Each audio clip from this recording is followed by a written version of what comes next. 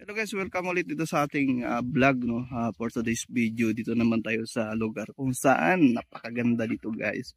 So, ang area na to guys ay talagang sagana sa hipon, shrimp no. At saka mga alimango, crabs. So, ipapakita ko lang to guys yung spot na ito, napakaganda. Maganda sana ito kung mayroon akong bangka. Sarap mamangka dito eh. So ito guys.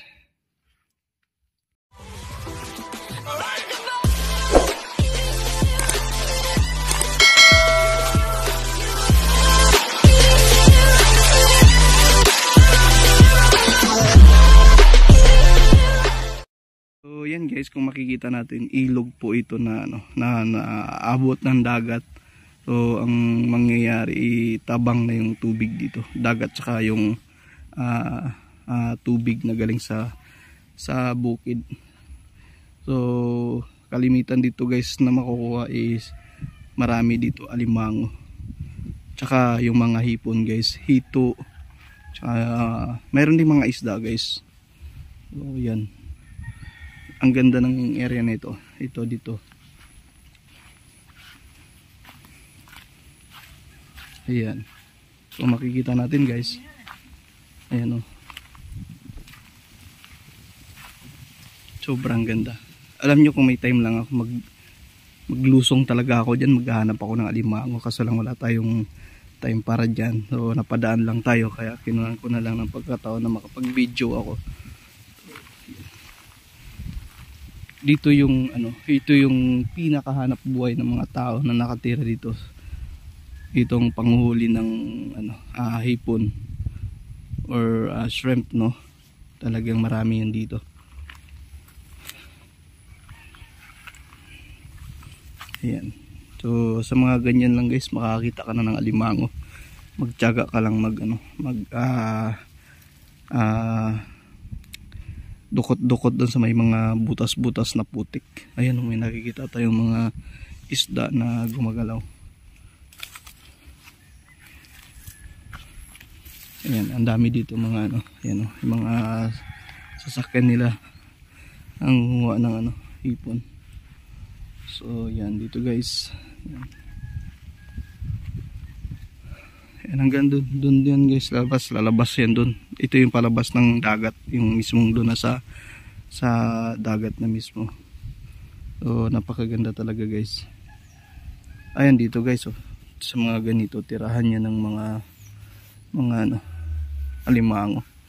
Sa mga tabi-tabi na ganito, mga butas-butas na ganyan guys. So dyan lang yan yung alimango. Matyaga ka lang ayan. Kaya sulang maputik talaga at titiis ka lang sa lalim ng putik. O sa mga ganyang panabi guys, ganyang panabi. So may mga butas yan. So dyan mo lang makikita yung alimango. O kailangan maging expert ka lang kung paano mo sa dudukutin. Na hindi ka makakagat. Ang gagawin mo lang doon, kukuha ka ng kahoy na may sanga. Hilahin mo lang sa palabas. Pero may magagaling talaga na hindi na nila ginagamitan ng kahoy. Alam nila kung saan sila dadakma na hindi sila makakagat.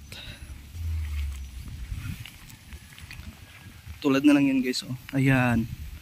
Yung butas na yan guys, may alimango yan. Ayan oh. Ayan. May alimango yan. For sure ngayon may alimango to kasi may apak guys oh.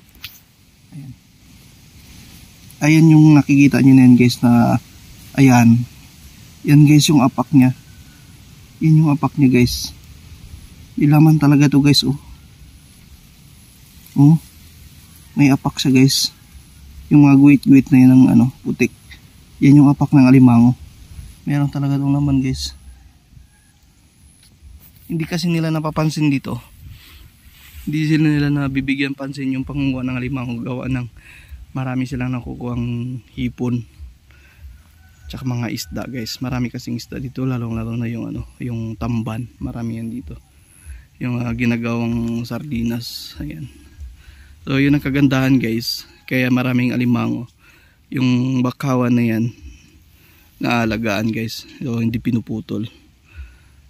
Napaka talaga ng Kasi yung mga ganitong area guys maputik. Yan talaga tirahan ng mga mud crabs. So yan oh, sayang oh. Sarap huli, hindi may laman talaga yan oh. Yung butas na yan. Yan oh, ito po oh. Ayan oh, may butas pa dito guys oh. Maraming alimango dito guys.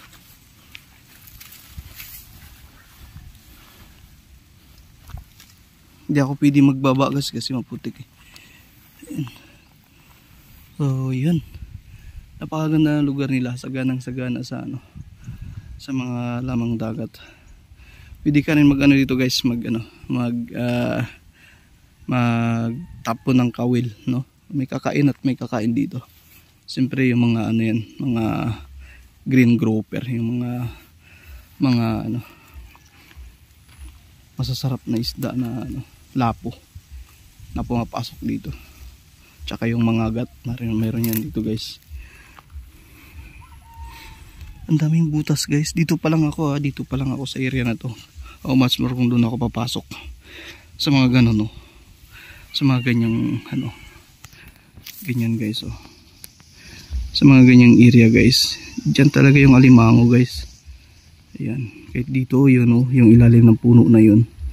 Ayan, tirahan talaga ng alimango guys. Kasi ang ginagawa ng alimango guys, pag ganitong low tide, nagpapaiwan sila doon sa butas nila. Ayan.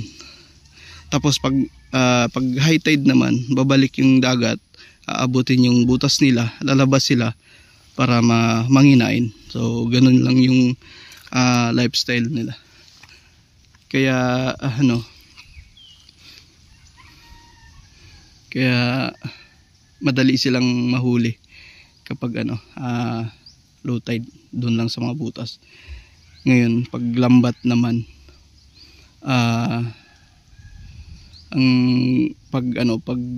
pag low tide, pag high tide, paglabas nila doon na sila mahuhuli. Pero hindi naman lahat nakakabalik doon sa bahay nila. Meron naman na iiwan dyan. So dyan mo siya makikita sa gitna. Ayan. Ganda na lugar. Ayan, tapos dito may mga nyugan dito. May mga kabahayan na yan dyan. So yun guys ito pala yung ginagamit nilang panghuli ng hipon. Ayan, tawag dyan sudsud. Ayan, try ko na itong gamitin kaso lang guys sobrang pagod. So itutulak mo lang yan na nakabuka. Doon, papasok na yung hipon doon. Yung madadaanan mo papasok doon. So ganun lang. Ang iba naman ay ginagamitan ng lambat yung panghuli ng hipon. So sobrang napakaganda ng lugar. Siyempre andito pa rin yan sa loob ng Malampaya Inner Sound. Ganun din, parang doon din sa barangay namin. Sakop din ng Malampaya Inner Sound, kaya maraming mga isda. So ayan guys, hanggang dito na lang siguro yung ating content for today's video. So ayan, nakakatuwa lang na napapadaan tayo sa mga ganitong lugar. Talagang ang gandang pagmasdan. So ito guys, may mga bunga dito. Ang ganda oh. Ayan, ito yung uri ng bakaw guys, mangroves. Ganda ng bunga nyo. Ayan. Parang ang sarap kainin. So yun guys, thank you so much at patuloy tayo magsuportahan sa ating mga content at tulungan lang tayo at suporta. Maraming salamat sa mga sumusuporta sa aking profile o sa aking page Pelmix Vlog at sa aking YouTube channel Pelmix Vlog Palawan. Ayan guys, bye bye, see you my next video.